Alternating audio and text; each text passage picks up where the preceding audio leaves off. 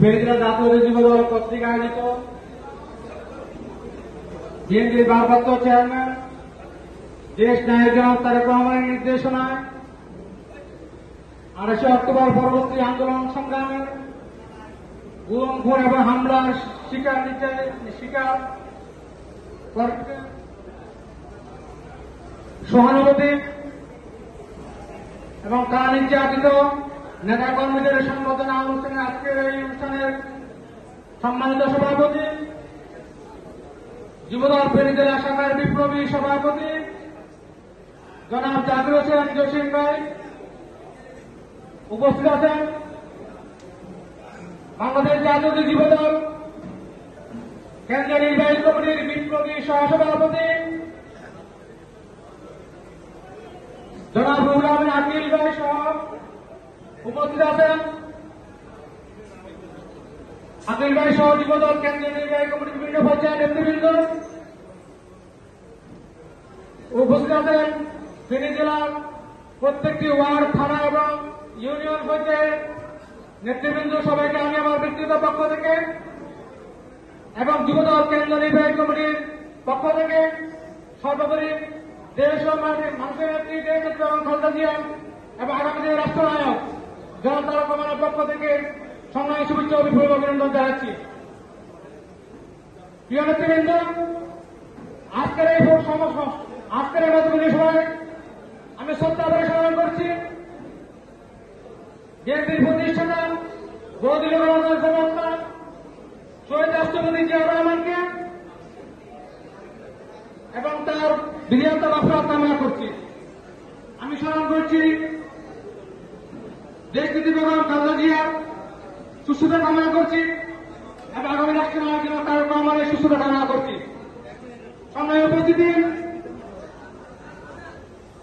ফেনী জেলা যুবদলের প্রত্যেকটি নেতা কর্মী যারা জেলে ছিল এবং যারা জেলের বাইরে ছিল সবাই নির্যাতিত। আমি ঢাকাতে যে আমাদের কেন্দ্রীয় নির্বাহী কমিটির সাধারণ সম্পাদক মুন্না ভাইয়ের সাথে আমরা বলেছিলাম, সেখানে জসিম ভাই নাফি ভাই ছিল। আমি সেখানে বলেছি যদি সারা বাংলাদেশে যদি 5টি জেলা নির্ধারিত করা হয়, সেই 5টি জেলার ভিতরে 28 অক্টোবর যে আন্দোলন হয়েছে সেই আন্দোলনে ফেনী জেলা 2 নম্বরে আসবে ইনশাল্লাহ। সেখানে আমার সাথে একমত পোষণ করেছেন, আমি মনে সেখানে ধন্যবাদ জানিয়েছি।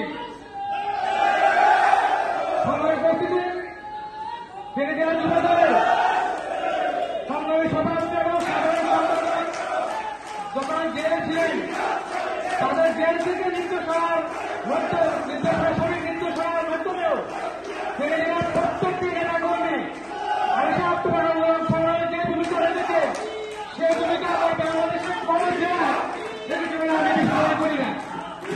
আমি বিশ্বাস করি আগামী দিনের এই মাননীয় সরকারের আন্দোলনে ফেনী জেলা যুবদলের প্রত্যেকটি নেতা কর্মী ইস্পাত আন্দোলনের মধ্য দিয়ে এই প্রেসিডেন্ট শেখ হাসিনা সরকারকে জসিম এবং নাসিরের নেতৃত্বে আবারও দেশ তারা যখন আন্দোলনের ঘোষণা দিবেন, ফেনী জেলা যুবদলের প্রত্যেকটি নেতা কর্মী সঠিক ব্যান্ডের ভূমিকা পালন করে এই দানবীয় সরকারের পতনের মধ্য দিয়ে আমরা আবার দেশটা বেগম খালেদা জিয়া এবং দেশটা কর্মীর হাতে এই বাংলাদেশকে আমরা তুলে দিব।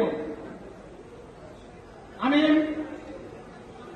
আপনাদেরকে গুম খুন এবং হামলা শিকার যাদের সহানুভূতি করেছে এবং যাদেরকে আমরা পরবর্তীতে তাদেরকে আমরা সংবর্ধনা দেব, এটা আসলে আপনাদের ত্যাগের ন্যূনতম ত্যাগের যে আপনারা যে ত্যাগ করছেন তাদের ন্যূনতম।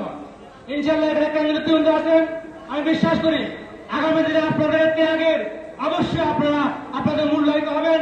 এই বিশ্বাস এবং প্রত্যাশা রেখে আগামী দিনে ফেনী জেলা যুবদলের প্রত্যেকটি নেতা কর্মী আগামী আন্দোলন সংগ্রামে জসিম এবং নাসিরের নেতৃত্বে সঠিক ভূমিকা রাখবেন এই আশা বা প্রত্যাশা ব্যক্ত করছি এবং আপনাদের এই সাংগঠনিক যে বক্তব্যগুলো এসেছে সেই সাংগঠনিক বক্তব্যগুলো জসিম ভাই এবং নাসির ভাই কেন্দ্রীয় নেতৃবৃন্দের সাথে আলোচনা করে এটা সমাধান করবেন। এবং আমি পরিশেষে আপনাদেরকে আবারও আমি আমার ব্যক্তিগত পক্ষ থেকে শুভেচ্ছা এবং অভিনন্দন জানিয়ে আমি আমার সংক্ষিপ্ত বক্তব্য এখানে শেষ করছি। দেশ নেত্রী বেগম খালেদা জিয়া জিন্দাবাদ, আগামী রাষ্ট্রনায়ক তারেক রহমান জিন্দাবাদ। শহীদ রাষ্ট্রপতি জিয়াউর রহমান অমর হোক। ফেরিদা যুব দল জিন্দাবাদ জিন্দাবাদ জিন্দাবাদ।